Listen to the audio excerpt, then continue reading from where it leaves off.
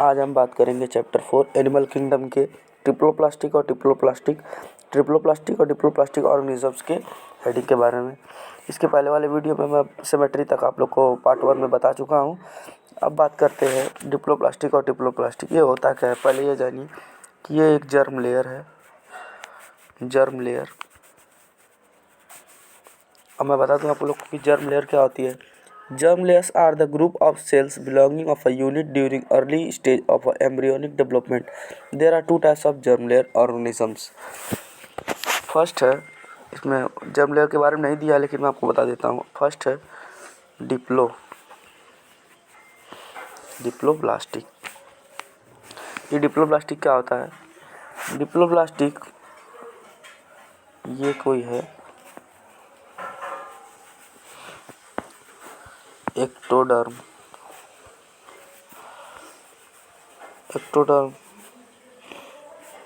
Endoderm. In between these, mesoglea is found. Jelly-like substance found in between the endoderm and ectoderm is known as mesoglea. These are the features of diploplastic organization. दूसरा आता है ट्रिप्लो। कुछ ज़्यादा difference नहीं है इसमें कोई।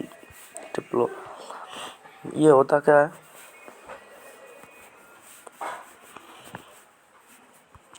ये तो एक्टो है, ये एंडो। इन दिस मीजोडर्म, वहाँ पे डिप्लोप्लास्टिक में मीजोग्लिया पा रहा था, यहाँ मीजोडर्म मिल रहा है। ये मीजोडर्म जो है वो सॉलिड फॉर्म में होगा, वहाँ पे जेली लाइक सब्सटेंस में था। यही है एंडोडर्म और ट्रिप्लोप्लास्टिक ऑर्गेनाइजेशन। अगर जिसमें एंडोडर्म पाया जाएगा उसमें, जिसमें डिप्लोप्लास्टिक पाया जाएगा उसमें मिसोग्लिया होगी, जिसमें ट्रिप्लोप्लास्टिक पाया जाएगा उसमें मीजोडर्म होगा। अब बात करते हैं coelom. What is coelom? Body cavity found between the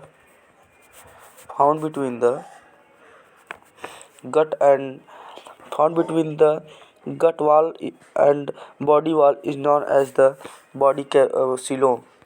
ये सीलोम है। अब सीलोम के आधार पे भी हम बांटते हैं एनिमल्स को। सीलोम तो आप बता ही दिए, body cavity found between the body wall and the gut wall is known as coelom. और जो ऑर्गेनिज्म सीलोम लेंगे उन्हें हम सीलोमेट कहेंगे। सीलोमेट, यहाँ देखिए एग्जाम्पल दिया है। ये सीलोम, ये कोई मान लीजिए, मैं आप लोग को ह्यूमन बीइंग का समझा देता हूँ। ये चिंटू,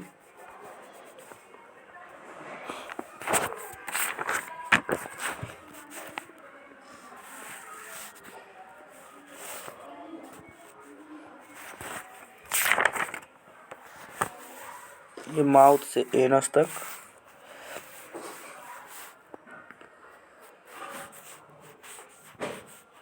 ये इसके पैर। मान लीजिए ये जो स्पेस मिल रहा है आपको, this are known as the body cavity coelom. यही सीलोम पाया जाता है। रुकिए मैं दूसरे कलर में बता देता हूँ। This are the coeloms. ये बॉडी कैविटी जो स्पेस फ्री है ये सीलोम है। सीलोम तो अब हम तो सीलोम लिए हैं तो हम सीलोमेट हो जाएंगे। On this basis you are coelomates. And second the pseudocoelomates. What is the pseudocoelomates? In some animals, the body cavity is not lined by the mesoderm. Instead, the mesoderm is present as the scattered pouch in between the ectoderm and endoderm. Such a body cavity is called the pseudocoelomate. Pseudocoelomate जो mesoderm है वो pouch के form में इस तरह पाया जाएगा, like this. This is known as the pseudocoelomate, यानी false coelomate। मतलब वो लगेगा कि सीलोमेट है लेकिन वो सीलोमेट नहीं होगा। The animals in which the body cavity is absent are called acoelomate. There are no body cavity found, you see, this is known as non coelomate या acoelomate, what you say. Segmentation is very important for us. In some animals, the body is externally and internally divided into segments. Human being also segmented into, यहाँ देखिए हमारा skeleton divide होता है बहुत सी पार्टों में। These are not the segmentation. Notochord is mesodermally derived rod-like structure found by the dorsal side. Some animals with notochord. Classification of animals. ये classification of animals है। देखिए मैं बता दूं पहले किंगडम एनिमिलिया पढ़ रहे हैं हम। सेलुलर लेवल ऑफ ऑर्गेनाइजेशन में सबसे पहले आता है पोरीफेरा, उसके बाद रेडियल सिमेट्री में आ जाएगा सेलेंट्रेट स्टीनोफोरा। सिमेट्री आपको बता चुका हूँ, फर्स्ट पार्ट में पढ़ लीजिएगा। विथआउट बॉडी कैविटी है सिलोमेट प्लेट एल्बेंथिस, ये सब है। अब फर्स्ट बात करते हैं पोरीफेरा।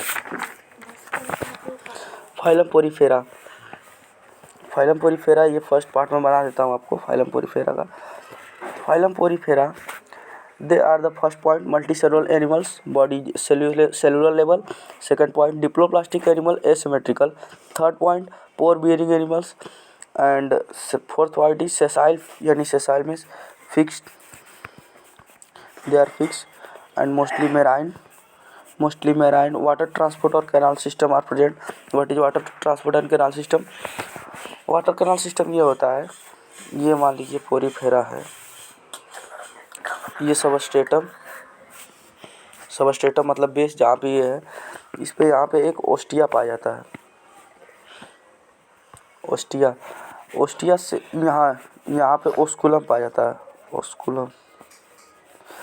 और यहाँ ये जो यहाँ पोर होंगे बहुत सारे इसमें। पोरीफेरस का मतलब क्या है? पोरी यानी पोर POR यानी पोर मतलब बहुत सारे छेद। इन्हीं छेद को हम क्या कहते हैं? ओस्टिया, जिसके through water will enter inside and osculum के through water will goes outside the body. यहाँ से जब ये वाटर एंटर करेगा फिर उसके बाद यहाँ से ये बाहर होएगा। ठीक है, आप लोग को बता देता हूँ। और उसके बाद देखिए मैं बताता हूँ आप लोग को इसका रिप्रोडक्शन क्या है। Reproduction is asexual as well as sexual. Asexual reproduction by fragmentation. Most sponges are hermaphrodite. Male and female sex organ is single body. Sexual reproduction involves the formation ova and spermatozoa. Sperms enter another sponge with water currents to fertilize the eggs in situ. Zygote develops into a new sponge by a holoplastic segmentation. मैं आपको इसका एक figure बना के बता देता हूँ। ये देखिए,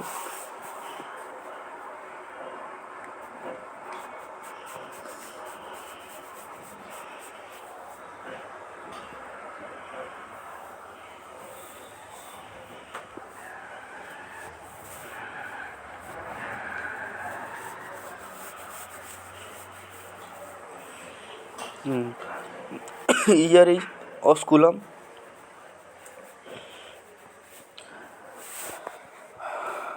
and the space found between these is known as ostia. Through it water enters in it and the food materials which goes inside, they obtained by cell, and they also oxygen. They are also obtained oxygen and give CO2, and this goes out.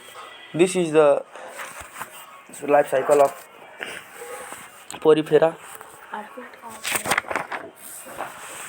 अब इसकी बात करते हैं। Life cycle includes free swimming larva, they amphiblastula in Scypha, parenchyma in Leucosolenia. Phylum Porifera divides into 3 classes. तो classes हम आपको second part में पढ़ा देंगे। हमारे चैनल को सब्सक्राइब करिए, लाइक करिए ताकि आपको नए अपडेट मिलते रहे, और हमारे चैनल को बढ़ाने में मदद करिए। धन्यवाद।